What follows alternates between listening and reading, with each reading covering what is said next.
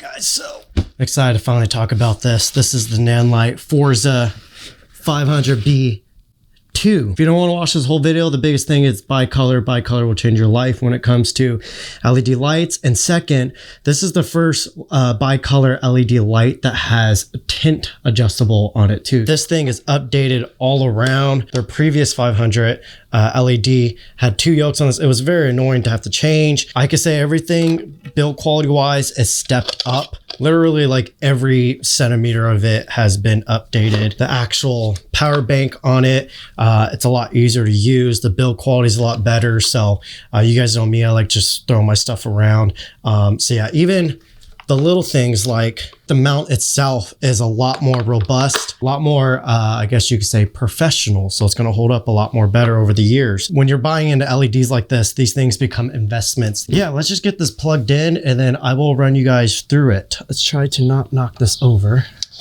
About 6 feet down there, no sandbags. Wish I could hire my team for these YouTube videos, but contrary to what a lot of people like to gossip about, I actually don't make that much money off YouTube. And by that much, I mean almost none. Got her loaded up.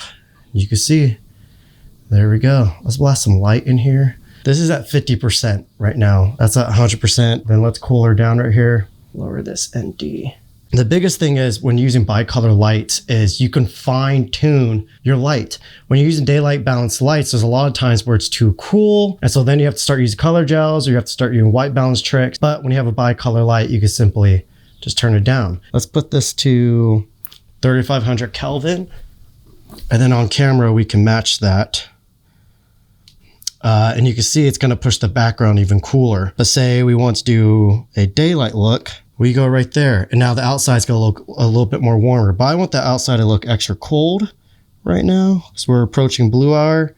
There we go. And you can see live how that shifted the image. So there's a lot of cool tricks that you could do with that. Sometimes maybe if you're blasting light through a scrim or anything like that, and it's throwing the color balance off, that's when you could go and you could adjust the tint. So right now we're adding green.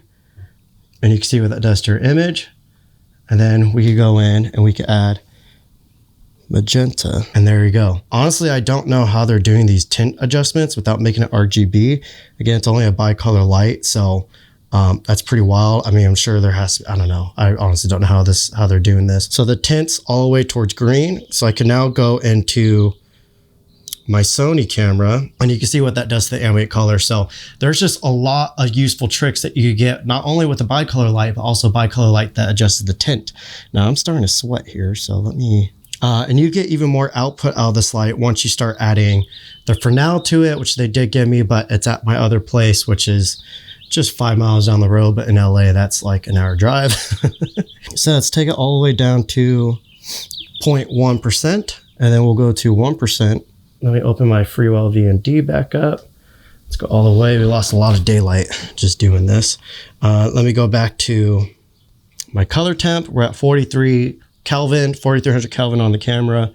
And then again, I'm just going to go and boost up that light so we can add a little bit of a warm kicker on me. So it's that simple, guys. BiColor lights are just game changing. Again, if we want to do that with a daylight colored, with the daylight balanced light, you would have to add, that's like a million different gels you have to do. Now, let me punch in on this guy and let's actually go through here a little bit. So like just adding that soft little warm kicker, like that's all you need half of the time. If you have soft light, just add a little bit of a kicker, a little rim light, change up the color balance. It's going to look amazing. We're in our CCT mode. So this knob, this is where you go to your tint. This is where you go to white balance. And then up here is your output.